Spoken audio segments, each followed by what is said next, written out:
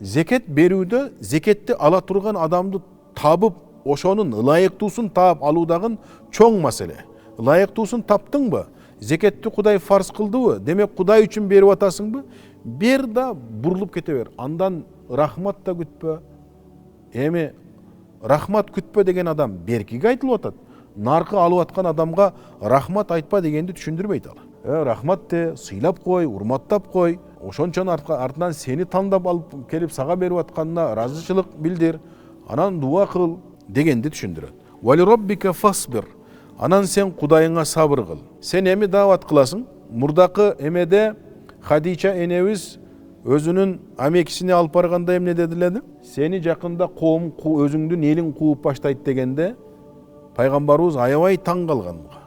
Кандай эле мен элдин арасында барктуу болсом, кадырлуу болсом, эл мени Мухаммад Амин десе, чынчыл Мухаммад десе, Садикул Амин, чынчыл Мухаммад, аманаткөй Мухаммад десе, ава мухриджия кауми, мени өзүмдүн элим кууп чыгабы дегенде.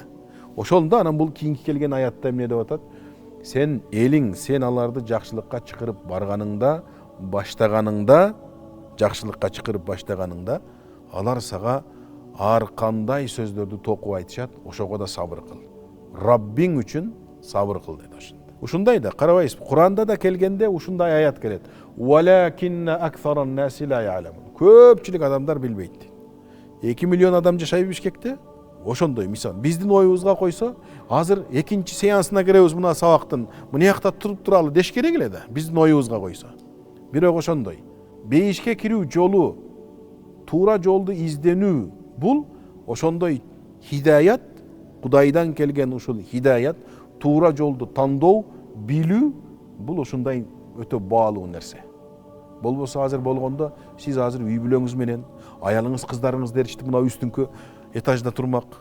Кийинкилер кийинки сабакты окуйбуз деп мына жерде сабактарды биз бир күн кечке айтмакпыз да, Кыргыз неменин Бишкектин калкына айтабыз десекчи. Бир күн кечке айтабыз, бир сабак бүтөт. Анан бир күн кечке, экинчи күн кечке дагы айтабыз, экинчи сабак бүтөт. Ушинтип калыш керек эле. Бирок ошондой.